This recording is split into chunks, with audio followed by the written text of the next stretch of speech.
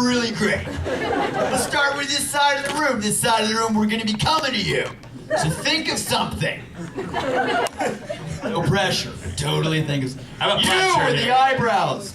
That's funny, because everyone has eyebrows. You! Yes, sir. Unless there was some sort of a flame accident. Very nicely. But, how did all of you get started in voice acting? This counts as community service for me. I don't know about it.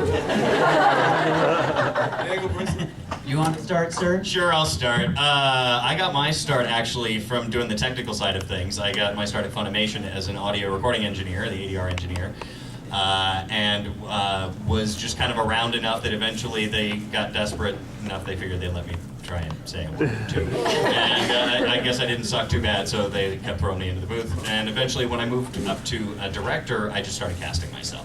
Because who else is gonna? I was at an anime convention called Anime Expo, and I got to try out some of the ADR equipment, and a company called Bang Zoom, they really liked the way I sounded and how I was able to match the sync. So I got to start auditioning for Bang Zoom, and I got an agent, and they started putting stuff on YouTube, and it just kind of just from there. Ah, the method. Yeah. It's in my book. It's chapter 4. I just started as a regular old actor, doing acty things, trying to save the world with my acting. It didn't work. So I started community theater like when I was like 9 years old, and then wound up moving. This is cutting in and out. And then wound up moving to Vancouver, where we do lots of stuff. And then actually started on film, on camera. I started doing a show called Black Stallion that ran for a few years, 20 years ago, and then some other shows and movies and whatnot. And yeah, it was just part of the general auditioning process.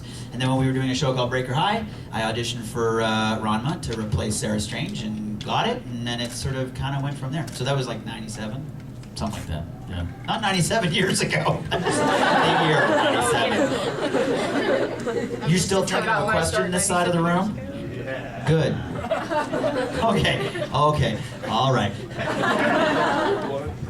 I'm one of the lucky guys that got in by not doing much of anything. I had a friend who was an ADR engineer who was working for Chris Sabat at the time. And evidently everybody was gone for the weekend and they needed to finish some stuff on time. And so my friend knew that I had had some dramatic experience, mostly stage. And he called and asked me if I would like to try it. I said yes. And so I went up there and tried it. And then Chris heard it and said, hey, I want him to come audition for this next show, which I think was Blue Gender at the time. And then they just kept asking if I wanted to audition for shows, and I went, yes, I do. And so I went and I auditioned for shows, and sometimes I get parts in them.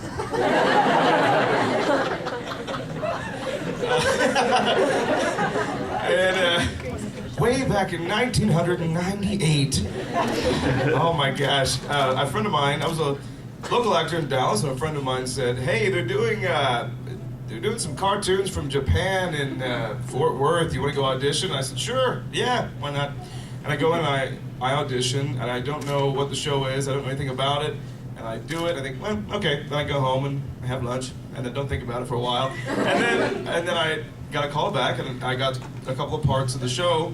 It would later turn out to be Dragon Ball Z was a show, and the guy that was like, hey, the friend was Mike McFarland, who's in the show too, and a lot of other stuff. So there's kind of a recurring theme here of, yeah, I had this friend. So that's how it works, guys.